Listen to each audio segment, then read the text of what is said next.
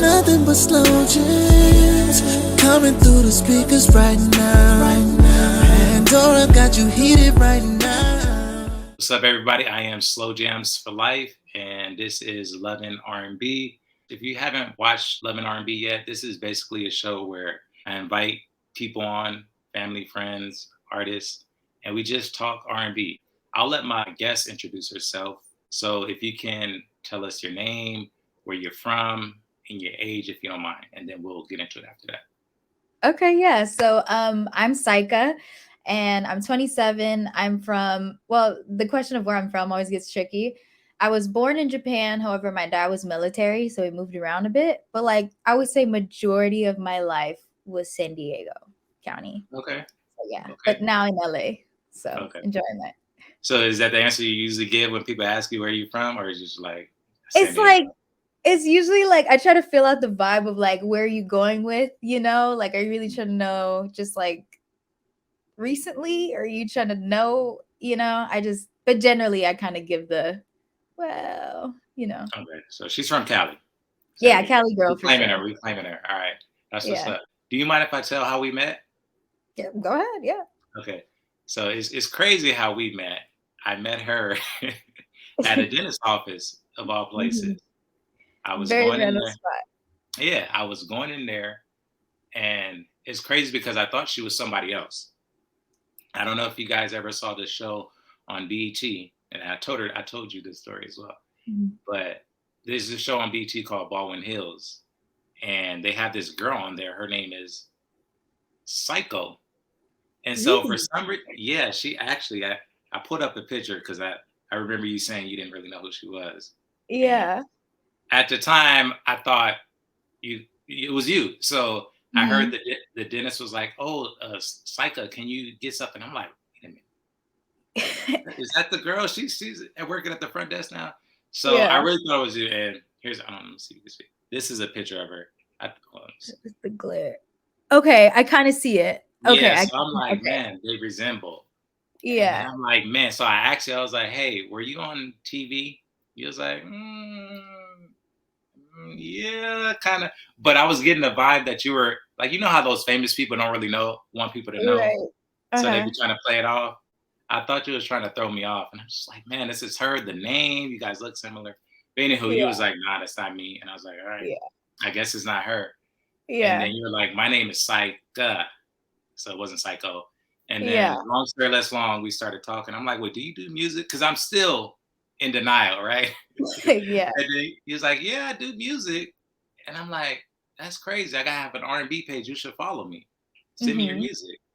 And then you followed me. And then I checked out your music. And we've been cool ever since. Yeah. So I think it's pretty dope that we connected again. And I think that was the only time I saw you, right? Because after that, you were like gone. Yeah, that was literally it. I think I saw you a few times come into the office, maybe twice. Like that was really it. And then I left, and so I'm in a new place now. So yes, I think that was it. So this is the first time in a long time. So it's nice to see you again, you know? Yeah. And so when I went in there, so most people probably don't know this, but I went in there to get my veneers. So I think this is her first time seeing the yeah, actually, I know. I was like, he's beaming over here. Yeah, so I think it's pretty dope. So I wanted to share that story. It's interesting how you meet people, and I guess everything happens for a reason. Like I said, she was only in there like 2 times. I saw her twice, and she was gone. But it's cool we kept in contact. So I definitely wanted to get you on because some may not know this, but she's an artist as well, and she puts out music. She writes songs, and are you independent? Yeah. So I'm independent right now. Hopefully we can get a little sign. You know what I mean? That's the goal. But yeah, I'm independent right now. Which again, thank you for checking out the music too. I appreciate that. Cause a lot of times people are like, yeah, check it out, and then they don't. So I appreciate you, checking it out and posting it on the page. I was like, yes, much love. So I started making music like late 2011. I want to say like end of 2011, early 2012. And just been kind of doing it ever since. And I think I started taking it more seriously in 2016, and that's when I moved to LA. So that's when I was like, all right, like let's do this. Cause I was putting music out, but that was like around the SoundCloud era. You know what I'm saying? It was funny because when I first started doing music, I had put 2 albums out, but they were like on iTunes. You know what I mean? Like this was before Apple Music. It was just iTunes. And then but nobody was really trying to buy albums at that time because people had made that switch to like, oh, we want to stream on SoundCloud and all that. So once I noticed that, that's when I kind of switched and was like, okay, let's get on the wave of SoundCloud. Let's put out mixtapes, you know? So that's when I started dropping like, I think I did like 4 or 5 mixtapes or something like that. It was just really like, you know, just kind of practicing. Like, you know, I was working on it. My dad was really involved with it too because my dad used to make music as well. He used to rap. I mean, he still raps, but yeah, he used to make music, so he was kind of helping me with that process and you know, learning how to we were fresh to it. That was at the time when we were using like GarageBand and like, you know, very basic stuff. And then after a couple years of doing that, and then when I moved to LA, that's when, you know, we kind of graduated to like, you know, started working with other producers and other engineers and like kind of taking the craft a bit more seriously and just kind of pushing it to like the next level. So that's kind of where I'm at now. So I follow Saika on Instagram. What I admire about you is you go after it and you do everything pretty much yourself from what I see. Yeah. Like you doing your nails, you doing Oh, you yeah. know, you're making the video shoot days and stuff like that. And I see Yeah. you out there grinding. And I really admire that because a lot of times people are lazy, they procrastinate, Mhm. but like I know like you're gonna get to wherever you want to get to because you Mhm. have that drive. You know what I'm Thank saying? you. Not everybody has that drive. Yeah, I So really appreciate that. I've been basically doing everything solo up until about 2020 is when I finally got a manager. And so now he's been really great. Pat is really great to work with. Like, I still do a lot of the things of like, you know, when we're shooting videos, I'm like formulating everything in my head, but he really helps in terms of like just kind of it's nice to have that support, you know. So that's great. And then he kind of helped to build a team around me where, you know, now there's certain people I work with in terms of like when I'm in the studio, there's a particular like B Sims is a writer that you'll probably hear me talk about all the time on my Instagram. He's somebody that I write with now, and he engineers like my sessions now. So it's nice to have a team of people that like, you know, you can kind of rock with and like build and grow with, because that's the thing that I've learned too about myself is like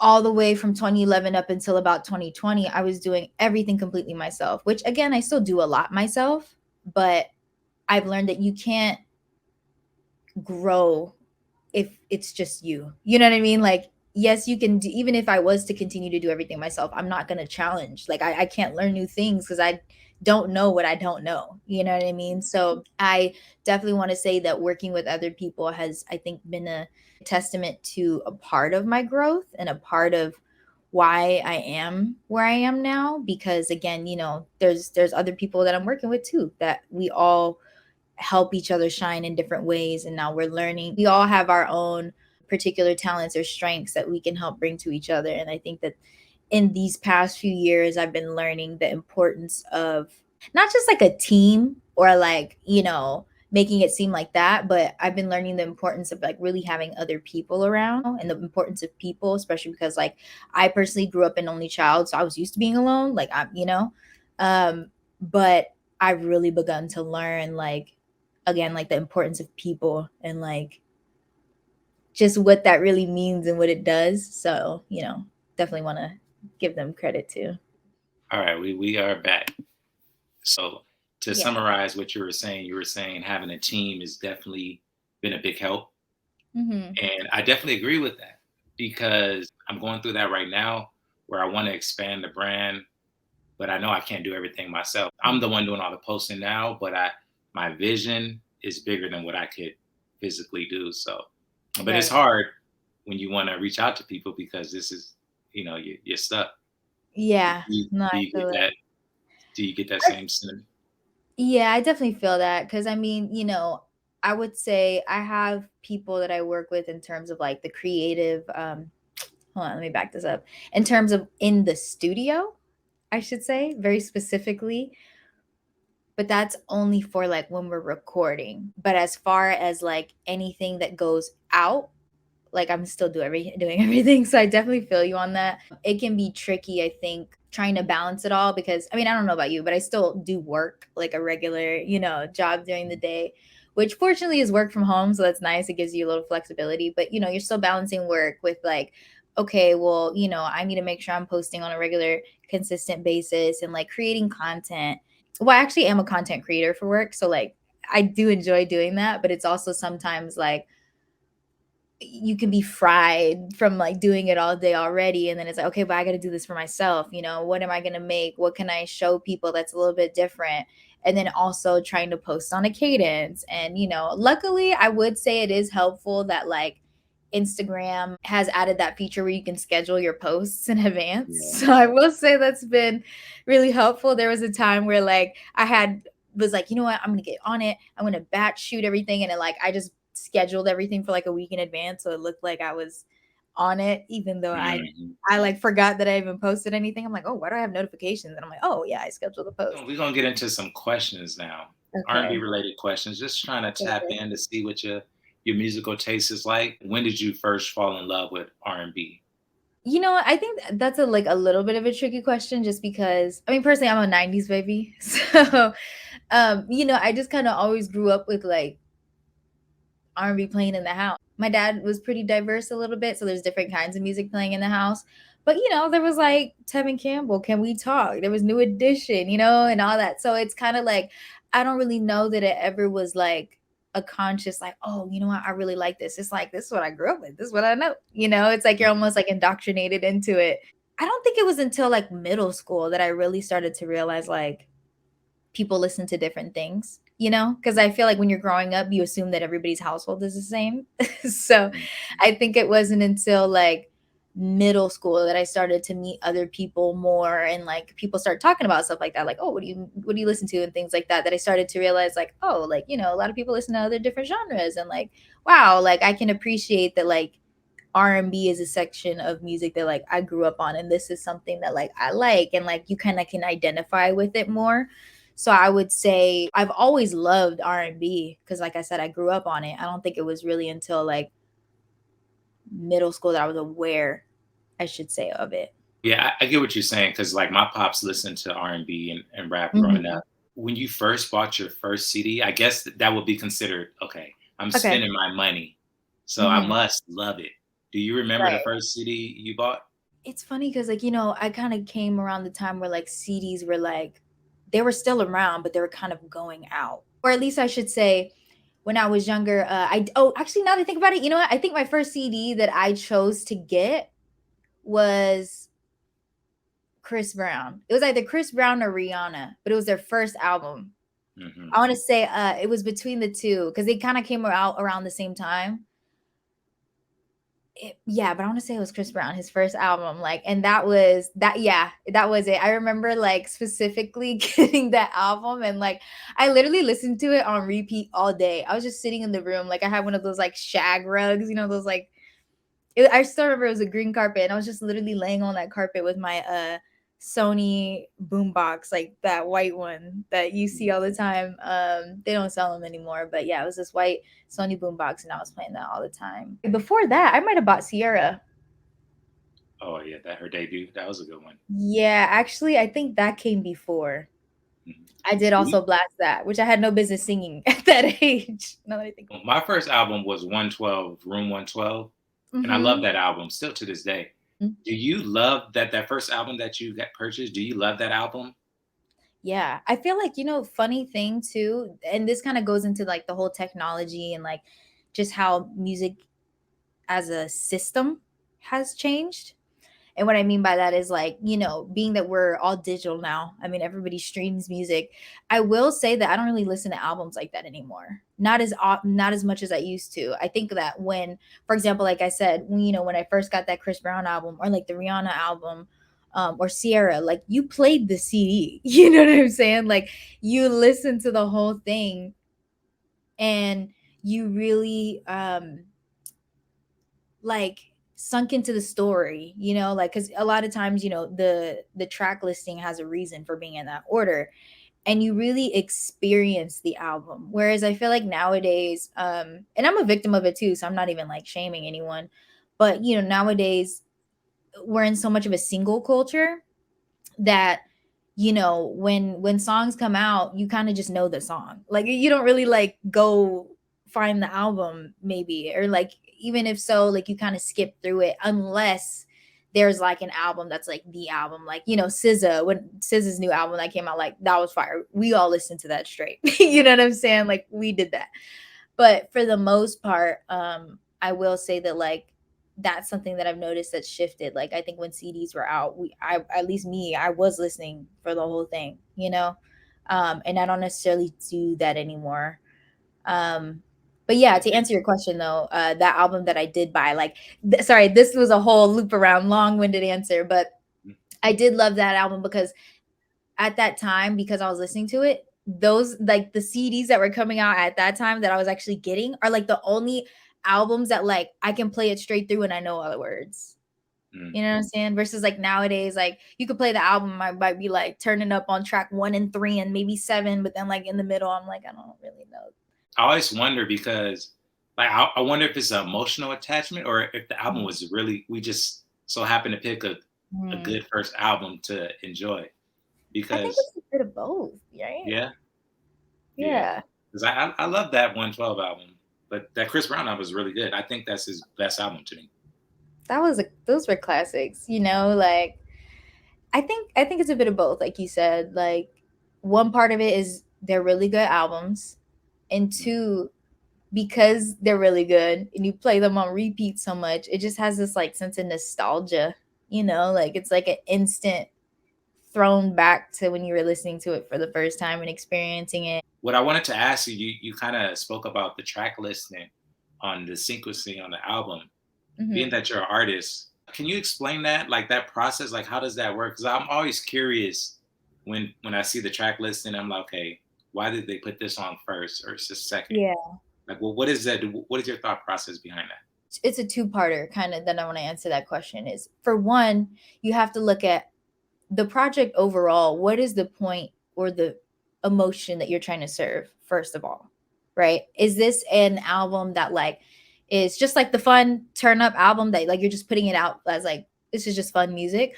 Or is this something that like maybe you were really going through something at the time of you writing this project, and all of these lyrics and songs really hold something true to you? So those are two different journeys, I think, that would dictate how this album is going to go, right? However, something that kind of fits in line with this is, like I was saying, being it either like just that you're trying to curate an listening experience, or that this is you're trying to take someone on a journey that you were feeling lyric wise, or I think the two ways that you kind of sculpt the track listing is, a, you want to, it's like an emotional roller coaster, right? Like you kind of want to be aware of, it's also the same way that you curate an album is kind of like how you curate a set list, is kind of how I want to compare it, right? Like when you're going to perform for an audience, first of all, you take into account like what type of audience is this? What type of venue is this? Like, are we focusing on a particular type of sound or genre or feeling or whatever that is? And then you kind of curate a set to like take the audience through an experience. It's like a movie. When you watch a movie, it's not just like, be it an action movie or a sad movie or whatever it is, they take you up and down, because you can't just ride on like, although we love Transformers and explosions, you can't sit through an hour of just explosions straight. I'm gonna get bored, right? So Mhm. like you kind of need to take people like, oh, what's this opening like? What we're setting the tone. So usually that first song is just setting like the general, what is the feel for this album? What do you want to get out of this, and you kind of want to build and grow it, maybe like 2 3 songs of like you're building it so that as the person is listening, you're like, oh yes, it's getting better and better. Then you might want to take it down a notch and be real, have a moment of like connection of like, okay, this is a real substance piece, something of that nature, whatever it is. Maybe 1 or 2 of those, and then you want to start bringing them back again because you don't want them feeling depressed. You know what I mean? Then you want to bring them back up and ride through it, and you kind of want to create some ups and downs because you essentially want to take the listener on a journey. And like I said, that's kind of like the overall guidance of a track list. And then but there's different elements that you would take into consideration, be it, a, like the sound. Are you just listening to it sonically, like is this a hype sounding song, and then going into mellow songs, or are you kind of trying to go through if maybe this album was something that you wrote when you're really going through it, and like all these lyrics really mean something to you, then you might put it in like an emotional chronology of like, maybe like if it's a R&B album and it's like a bunch of love songs and like the trials and tribulations of love, you might start with like the, oh, I really liked you and like this was great, and then you come to like, hold on, you did some stuff that like it's kind of a red flag, but I'll overlook it, blah blah blah, coming back up. And then you hit the pits of like, okay, we're hitting our arguments phase now. Like you want to take them through the emotional journey that you went through, but like through the songs. So it really just kind of depends. But essentially, you want to create a journey that the listener can like, you're not just listening to songs, you're listening to like a sonic movie, essentially. It's like a soundtrack to a movie. Like, what would that look like, Yeah, that's pretty interesting. Thank you for sharing, because I always wonder, because back in the day I used to make mix CDs. Okay. And like I would have like OCD trying to figure out the order. And I'm like, the first song got to be the best one. Yeah. Because you can't start off on so I'll be trying to put the first one, the best one. Then the second song got to be kind of good too, because like, man, he only got one good song. So yeah, Right. So it's interesting to hear you tell that story. But you got to end it on a real good one too, because you got to make them want to start the whole track over. You know what I'm saying? You got to put it on repeat. Yeah, so usually the last song got to be kind of good too, because you don't want them to just cut the album off right before the last song. So at least that's what I be thinking. But yeah, so, you creating some playlists. yeah, for sure. If you had to make an R&B group consisting of 4 members, who's in that group? It's tricky because you got to keep balance, I love Rihanna and Beyonce, don't get me wrong, I love them so much, but I feel like there's so much solo people, I can't throw them in a group. Like they're just so I'm not mentioning them in this, but I love them, so I'm gonna just put that out there. I love them too, but they're not in the group because they too much solo, like they on their own, I love them. As a group, I'd probably put like Kehlani and Janae. I feel like they have similar but kind of different energies, different aspects.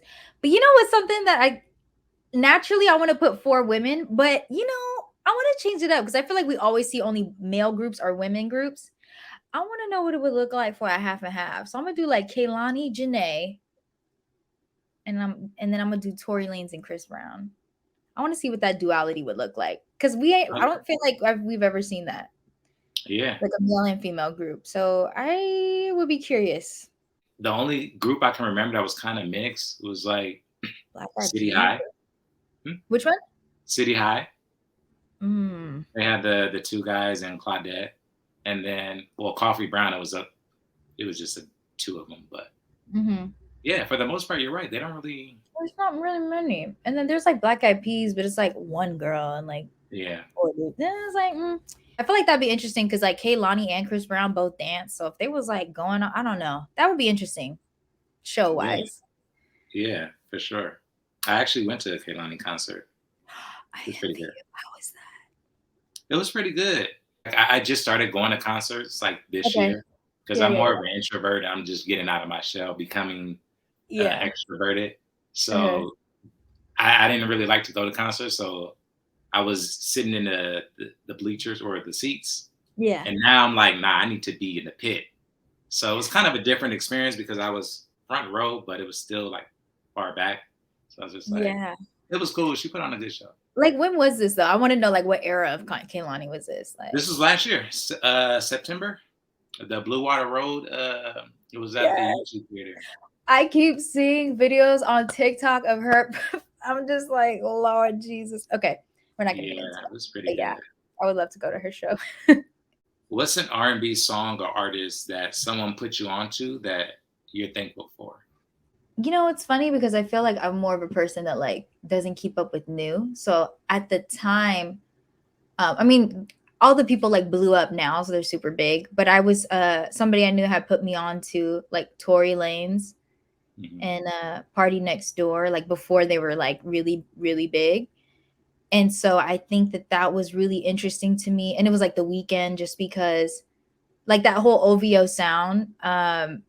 Again, this was like, they're like all huge now, but this was before they really blew up. And so like it was interesting to like be exposed to a sound that I wasn't used to hearing. I think that there's certain things that like we always hear on the radio. So like when I thought of R&B or like just singers and things like that, like I always have one type of sound in my mind, but like to expand my horizon of like, oh, this is interesting. What is this? And just also like the way that they write their lyrics is a lot different. That's why it's so cliche because I always feel weird when I bring up artists like Drake or like Tory Lanez, Party Next Door, because they're all like well known. But if you really look at the lyrics and like pay attention, it's actually like really interesting like songwriting choices. So I feel like that's something I was able to appreciate because I felt like they brought a level of like rawness or authenticness in their lyrics that in the past didn't really hear people say. Like I feel like a lot of people would beat around the bush or like trying to create analogies. And I know me personally, that's kind of how I write is I tend to be like a very metaphor analogy type person to like talk around stuff versus like they were straight just like this is how I feel, these are my emotions, and they just like kind of blatantly say it and like in ways of personal stuff that like people experience every day on a day-to-day basis, be it like through text messages or whatever, but like they would actually mention that in lyrics, which was interesting. So anyway, yeah, I think just that whole sound being introduced to it at that time, again before they blew up, was really interesting. Yeah, it definitely was an era because Yeah. I was DJing at the time. I was DJing at a strip club, Okay. so I would be on all the music, or the girls would tell me like, "Oh, have you heard of The Weeknd?" I'm like, "No, but I'll Yeah. download it for you." Yeah, And yeah, yeah. so like a lot of the stuff like I was on before, so I know what you mean. It was like even when Bryson Tiller came out, Oh like I yeah. was on him Mhm. before most people was on him. And Yeah. for some reason, I didn't think he was going to be big because a lot of the times when I like these artists, for some reason, they just kind of like stay low key. Yeah. But yeah, he took off. Like he came out with Don't, and everybody was Yeah. on his. Yeah, so Yeah. that trap soul vibe, it's like Mhm. it's a vibe. But I think not everybody is into that. But like me, I listen to all type of R Yeah. and B, so I'm Yeah. able to listen to. Yeah, and that's the thing too that I really like. And I know that that's been like a whole conversation. There's always the people that say like, "Oh, real R&B or true R&B." It still exists, but it's just not really on the radio as much. I think that we have a lot of like genre bending, but I'm not really against that. Yeah. I think that if I'm all here for it, like the mixing of stuff. But if you are someone that really wants to like listen to, I not like I don't want to say like pure R&B, but like the real R&B, then like you can listen to that. Like that's there. But I don't think Yeah. there's anything with like knocking the combination of it with other stuff. Yeah, I hate when people do that. They're like, "Oh, this new R&B is trash," and it's just like if you notice, like each era is different. Like '80s don't sound like the '90s don't sound like the 2000s, and Yeah. it's like it doesn't mean that it's bad. It's like the sound has Hmm. changed, and I think people just can't accept the fact that it's not the '90s. It's just like the Yeah. '90s is gone. We'll get some of that, but for the most part, it's gone. And I think Yeah. I don't know. Those people sound like haters to me. Hmm. It's just like when you look at basketball, they do the same thing with sports. Like, oh, back in Yeah. the day, it was it was tougher. But like, okay, well, this is how it is now. So Yeah. judge it based on what it is. So, Agreed. Yeah. but yeah, I definitely try to do my part. Like I said on my page, I post all eras. Like I'm posting the new Hmm. '80s, and because that's what I listen to. Yeah. I know how to adapt. Like I can listen to '80s, '90s, and the current R&B, and Yeah. I see a bunch of pages, but I don't think the other R&B pages could go in each lane like I can, humbly speaking, Hmm. or maybe Slow not jams, humbly. where's that? So Yeah, yeah. So, what's the hardest part about being an up and coming artist? apart from like I was saying, like when you are doing a lot of stuff by yourself, like there's one part of it, but I think another thing that really took me by surprise more recently and I'm starting to learn is like it's expensive.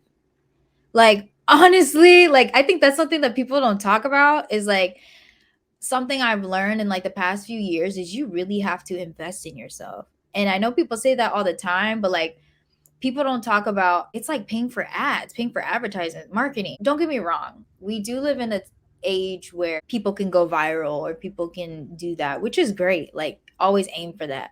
However, going back to like the old school versus new school thing, there's always been that conversation of like, it was a lot harder to make it a long time ago because you needed to get a record deal. You needed to get all this to be able to blow up and become somebody, which is true. And they like to say that, nowadays it's really easy. Anybody can blow up because we have the internet. Yes, that's true. But also on the flip side of that, it's also really hard to blow up because, like you said, everybody has the internet. Everybody can post a video. So now you're flooded with millions upon millions of videos. So it's like, how do you stand out? I've become to realize, like, when you're doing music videos or studio time, or once the music video comes out, you can make the best music video in the world, but if you don't put it out there and put some marketing dollars behind it and pay for some YouTube ads, that video is not going anywhere. You know what I'm saying? Unless you're already somebody, that's great. But for the average person that's coming up, like, nobody talks about you need to pay for some Google ads, bruh. You need to pay for some marketing. You know what I mean? Like, marketing is really where it's at. Most of blowing up is marketing, and that's why a lot of people try to look for labels to get signed. It's not really, people don't really care to get signed just to say you're signed. It's really because you need a bigger wallet to push you. Labels are essentially a bigger wallet that can pay to put you in certain places that on your own you probably can't do. So I think that that's something that I've really started learning and realizing from doing music so long, is it's not really about like what you're creating. It is a good portion of it. I'm not trying to like knock that, but you also really have to invest in yourself, like budget every month, like you pay for Starbucks, you're paying for all this other random stuff. Like, instead of buying that Starbucks, how about you use that $5 or $10 and push your Instagram posts? Yeah. Is to add to your point, I saw this video with the rapper Chameleonaire on Instagram, and he was talking about how he had the song. I don't know what song he was talking about, but basically it was a good song, but he still had to pay like to push the record out. And that's the only reason why it became big, because it was the marketing behind it, the payola at the record, the radio station. So that really is real. T-Pain too, for Buy You a Drink, the song that blew him up. He said he did an interview, and I think he said he used like the last of his savings to really like push on it, and then the song blew up. But like, what if he didn't? Buy You a Drink, we know it was a great song, it blew up, but what if he didn't put that money into it? That song would just be a random song on the internet that nobody knows. Not because it wasn't a good song, but because you need to put money behind it. And I think that that's something that like people know but don't really like talk about, I feel, so I think that that's something that like really, like, you really have to invest and like believe and put money behind yourself. Like, put your money where your mouth is. You could say you're a great artist all day, but how much do you believe that?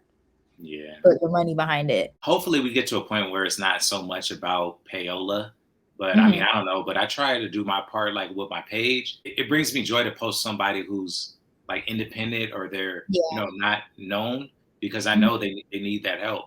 And I do it just for the love. I don't post people like, oh, I'm looking for something in return. It's just like, this is my duty. Like, I love introducing people to new artists. And like, if somebody said like, man, I found Saika because you posted her, like, that's like the biggest compliment ever. So we need more pages out there, or just people out there that's willing to help out these artists. Yeah, and big kudos to you too for even providing a platform like that. That stuff really means a lot. When people like every reshare, the repost, like, oh, that really does mean a lot. So like, even when you posted my song that one time, like, thank you. That really does help. Yeah, thank you. And I try to go, like, I even try to like comment, because I know, like, I know how big engagement is, but I also know like how powerful these messages are, because I don't know if you go through this, but sometimes I go through these moments where I used to want to be an actor back in the day. And I go through these moments where I'm like, man, I'm going to these auditions, not booking anything. And you get those moments where you're like, man, am I doing the right thing? Is this ever going to take off? And I have those down moments. I'm like, man, where I just not wanting to give up in real life, but yeah, close. And no, I've been doing that. I've been almost in the towel so many times. Yeah, so you get that message, or like a random message like, hey, keep going, or you get a sign. It always happens for me. So like, I'll try to like message people. Like, if I come across a new artist and I really like their music, I'll send them a message, not only on the comments, but DM, like, hey, bro, like, I'm a fan, like, keep going. And like, stuff like that just really encourages them. And I think more people should do things like that. Mm-hmm. And it's not necessarily like you're being fake. It's just like sometimes people need to hear it, like they're Yeah. on the right track, and you never know what that can do for somebody. So I encourage more people to go out of their way to write those messages, not only in Mm-hmm. the DM but on the live feed as well. You know, I Yeah. think us as people, we be into ourselves. We don't want to show love. So Mm-hmm. like if you ever see me in the comments, like I'm showing love, like, hey bro, I like that song. Like that, this is a Yeah. vibe. Hopefully more Yeah. people could be that way. No, I completely agree. And like that's the biggest thing too is like give love. Like you don't need to be prideful. Like, It's like free. we're all here. Yeah, and so yeah, I completely agree with you. Like I definitely try to do the same thing too because I know, being an artist myself, like I know how it is. So whenever I see fellow artists, even if it's not even a music artist, it could be like, maybe you started painting or you just anything that you're trying to do, like you clearly have put some effort into this. Or even if it's not even that you're putting it, just be your regular day, just throw some love in it. Like it's not hard. It Yeah, takes 2 seconds, yeah, and you never know it what definitely, that's for a it person. definitely could change, make somebody's day. So I encourage everybody to go do that. For someone listening to your music for the first time, like what's 3 songs that you would tell them to start off with? Off rip, I would probably say Voove and Tidal Wave because those are my two like turn up fun songs. It's just easy to grab people. And I'd probably say this is a bit of an older song, but I'd probably say Trouble is a song that I have that came out a while ago. I want to say like 2, 3 years ago, but I really like that song. I just feel like it's fun. I'm gonna have to check those. I heard Tidal Wave. Yeah. I like that one. I Yeah. think We I, just shot a video to that, by the way, and I'm currently editing it right now. did you? Um, I don't know why I which thought the video was out already. No? Probably because I've been posting. Well, the song's been out, so the Oh, okay. song has been out, but it came out like late last year. But then we wanted to shoot a video, but we missed like the summer, and Okay. that song definitely is like a summer. It needs to be beachy, needs to be, And I was like, we're not going to shoot this when it's raining. So now that we hit that time, I was like, we got to crunch this out. So yeah, we just shot that video and I'm currently editing it right now, which side note, but I'm actually a video editor, so that definitely helps to cut on Oh, costs too. yeah, So I don't gotta for pay for a sure. video editor. I'm editing it right now and it's almost done. So All can't wait to right, get dope. You gotta send it to me when it's done. Yeah, I Appreciate it. will. All right. I'm a geek when it comes to songwriting. Like I Mm-hmm. love to hear like the backstory or of the songs and how the song was created. So I have a few songs written down here that you did, Ooh, okay. and I just want to ask you about them. If you can kind of give me like quick little backstory or what was going through your head at the time. Uh-huh. And yeah, so actually the first song I have on there is Tidal Wave. Okay. Um, so it's funny because I mean the song is very like reggae pop fusion. And I actually had just gone to Jamaica, and we had like this personal tour guide that was taking us around and stuff. And my name's Saika, whatever. And like we're all joking around, having a good time. And he just like randomly came up with this phrase like Saika rides the breaka. And he was like, oh, because it rhymes, like it just sounds fun. And like I guess a breaka is like slang for a gun in Jamaica. So it's like Saika rides. And I was like, yeah, but the way he was saying it was like cool. And I was like, yo, when I get back, I need to write a song with that. Like that is so fire. Mm. And yeah, sure enough, we came back and this producer that I was working with, Lights Out, it was me, Lights Out, and then B Sims. We all got in the studio and we are gonna try to record a song. And it was funny because actually wasn't trying to do that one. I was trying to record something else. But then we played the beat and it just was like the vibe. We were like, nah, like we're gonna write this one. Like this is the vibe we're on right now. And he queued it up, and we got a little bit of liquor. We're all drinking, just having a good, trying to get the creative juices flowing. And it just like I had a little bit of an idea of how I wanted the song to go. Like I had a little bit of the hook, and I like sang it to them, and we all just started like it just started flowing. Like it just honestly, that song just dropped so organically. It was such a fun time in the studio. And I think and like I told them that story of like the thing in Jamaica. So that's why when you hear the song when it first opens up, that's why that's in the beginning where it's like Saika, Saika, Saika, Saika, Saika, rise the breaker, Saika, Saika. So Mm. that actually came from the trip in Jamaica. And then we just basically wrote this whole song around it. And it was just a fun, good time. It was a really good time. That was just a fun session. There was a bunch of people there, and then like we queued it up and everyone's dancing. And in terms of like the actual songwriting process, because I know you said that you're interested in that part. So something that we do that. Actually, a lot of songwriters, it's kind of become like a standard, I guess, thing to do is like when you go into a session, you'll cue up the song and you go in the booth and you just do random runs. Like you're like I went in the booth and I was just singing gibberish. There's no real lyrics, but you're just like singing melodies and like cadences that you think would sound fire. And then afterwards we chop it up and pick the ones that sound good, place them where we like them. And now that we have the how the song goes, there's no words, but we know how the song goes and where certain cadences will change, then we start filling in the lyrics of what sounds good. And then actually if you want, I actually have a I have made a BTS video of like that writing session. I'm gonna have to send it to you so you can see it. Yeah. It was a vibe. I think, did you post on Instagram? Yeah, I think it's, I don't know if it's pinned. I think it's pinned to my page. Yeah, I think I did see that. Yeah, it was a fun. Like that one was a fun yeah, song. but yeah, send it to me.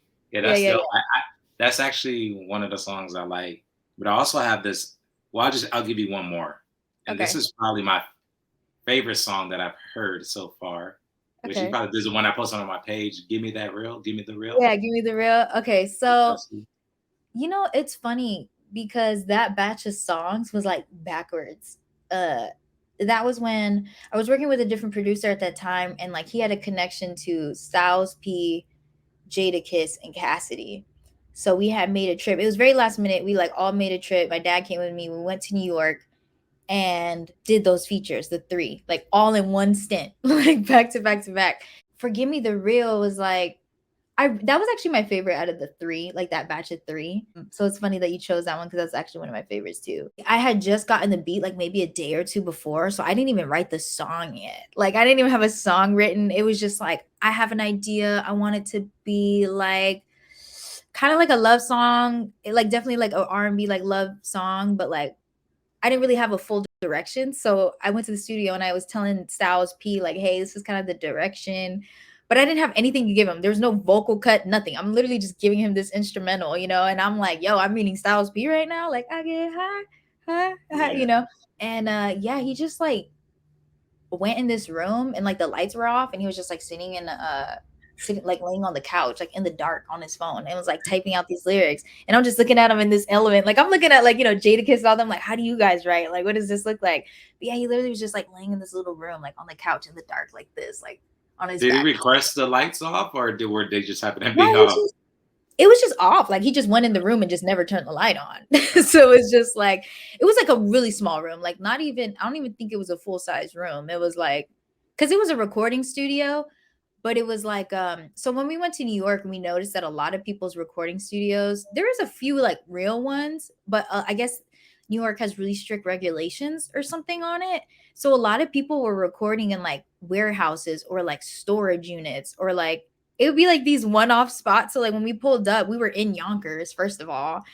And so when we pulled up, I was like, is this even like, are we okay? Like this is like a rough looking spot. It was like a warehouse. It looked abandoned. I was like, what are we walking? The trap house. I know. I was like, are we finna get robbed? Like what? And then we open, we get there and knock on the door, and it's like this big old like vault looking. I don't know. Anyway, he opens it and like Styles P is standing there. So I was like, oh, you know, it's like it's real. And then inside, then they had like little booths and stuff. But yeah. So the room was, it was like a small room. Like I don't even think it was like a room. It just was like almost like a closet or something. But it was like it had a couch, and he just like went in the room, didn't cut the light on. He just laid there and just was writing.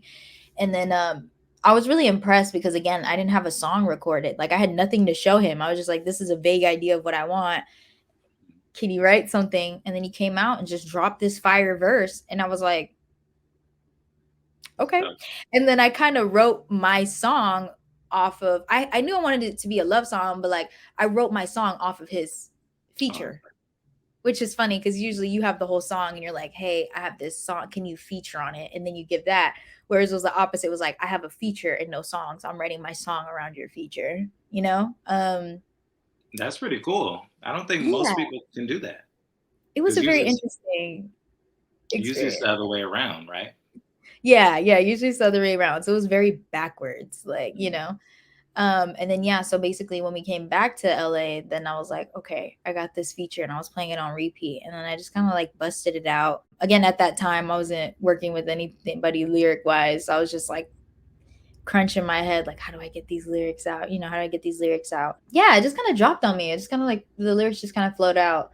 The only thing that was different though, actually there was a part that I worked with another person, Clay Dub, who helped me on the hook, because technically I had the whole song written except for the part that repeats the give me that real, I need that real, give me that. Yeah, that section I didn't have. I just had the yeah, I was just singing the song and I did say give me the real, and then it went into the next verse. But like the producer was like, it sounds good, but like it's missing something. Like it just needs like a little bit of extra couple bars of something. And I was like, okay. And then like this other guy happened to be in the room when we were doing that, and he was like, how about you just like say it like this and just repeat it? And I was like, okay. So then we added that chunk of the give me that real, I need that real, I need that section. So I was like, oh, okay, cool, it worked out. But yeah, that was a definitely interesting writing process because it was backwards. So I like how singers could just seamlessly start singing mid conversation. Yeah. And that's dope. That's not a whole. That's definitely one of my favorites. Cool. Thank you for sharing that. And I know we got to get up out of here. This will be the last question. Name an artist that you feel is underrated that deserves more recognition. It's funny because like the answer I'm gonna give is kind of like hypocritical. Maybe Tinashe, just because I remember seeing a video. I think it was like a documentary that she did, and she actually does a lot. I think she was like producing the beat. She was doing like all of the production. Like she's very hands-on of a lot of her craft, which I think is something that's very impressive also. And especially like once you get to that level, like a lot of times you have other people do stuff for you. So the fact that she is still very hands-on, I just feel like she deserves to be bigger. And I'm kind of surprised that she's not. It seems like the fans that she does have are like pretty diehard, but I'm just surprised that like it hasn't grown past where she is right now. Cause I'm like, she's really talented. Like she does a lot, and I'm just like looking around like nobody's seeing that. Just okay. It's crazy you said that because I used to be a very big Tinashe fan. Yeah. And I would always say like, man, I wish she would get the credit that she deserves because her debut album, even like her mixtapes were really good. Like I wouldn't say I'm a big Tinashe fan now. Like her last album I wasn't really a fan of, but prior to that, I thought she had some really great albums. And I don't know, she signed to Roc Nation at one point, and no disrespect to Roc Nation, but like, if you're not a big artist, I don't think you should really be signing there because they had Doja Cat at one point. Didn't really do anything with her. She left Roc Nation, blew up. So they be having a lot of artists that just, for some reason, fall under the radar. Yeah. Yeah. So when she signed there, I was like, But anywho, yeah, she definitely deserves Noted. Like, yeah. Yeah. But Rihanna's doing well, and oh well, yeah. I mean, but she's gonna do well regardless. I mean, she's huge. She's legendary at this point. Oh, I want to play a game before we go. Okay. Yeah. I'm down. I will give you two options, and you just tell me which one you like better: Boyz II Men or Dru Hill. I'm gonna say Boyz II Men. Boyz II Men. Okay. Yeah. Can't go wrong with that. Mariah Carey or Whitney Houston. Ooh, Whitney. I'm sorry, Mariah, but like it's Whitney. Like, come on. Usher or Chris Brown. I'm sorry, but I'm gonna have to go Chris Brown. Chris Brown, why? Usher is very talented. Don't get me wrong. Like Usher, he deserves what he has. I just feel that Chris Brown, for one, so crazy. Like he just is like, he's talented, but he's also just like a creative. Like, do you ever see like his graffiti art that he does? Like, it's just insane. Like he just is a creative individual. And also like his track record, his consistency, his longevity, like he has a whole catalog, like a catalog. Man's be dropping like 30-song albums, like, bruh. Like he's just put so much. Don't get me wrong, obviously like Usher has put a lot. I'm not saying he hasn't, like I'm not taking it from him, but I just feel like Chris Brown has given so much that it's like, Chris Brown all day. And plus I grew up with Chris Brown more. Like that's more my, time. And also like just how he thinks outside the box. Like Mance is doing backflips on stage. Like, and then I saw a video on TikTok. It was like his live show. And something that I thought was really creative and fun was like he was letting his audience dictate the show.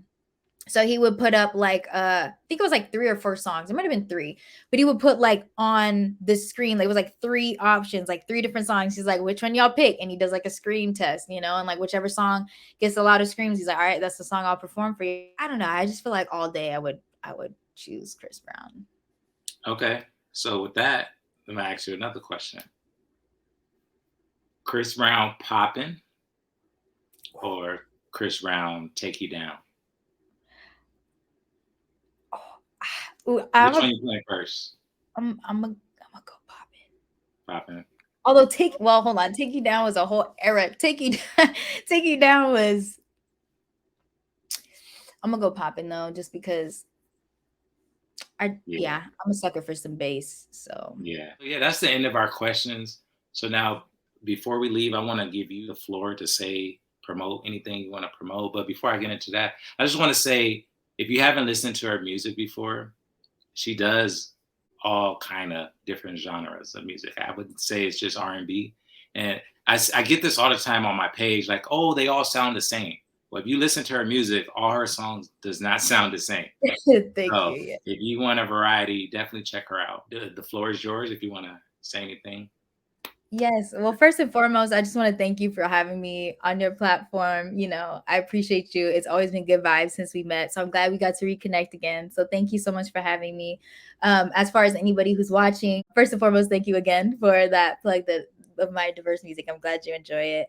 Again, I just shot the music video to Tidal Wave.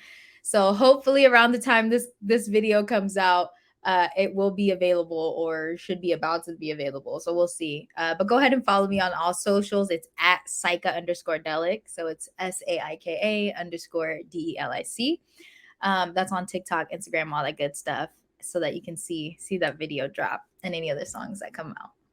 For sure. Yeah. And like I said, thank you again for doing this. It's definitely a treat for me to have you on because, like I said, just how we met, but also like I just like tapping into people who's into R&B, and I just like to support people who are just doing it on their own, pretty much. Help. So we all got to support each other. So pleasure to be here. Thank you. Yeah, appreciate thank you. So like I like to sign off this show.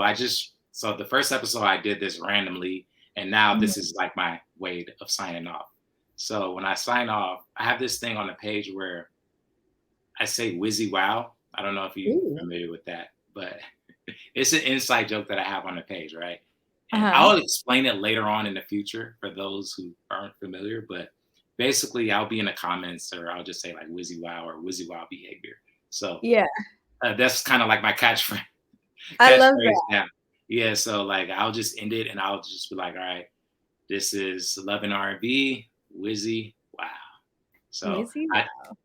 So you got it. I didn't even have to ask you. Yeah, we're gonna do it. Yeah, so do it at the same time.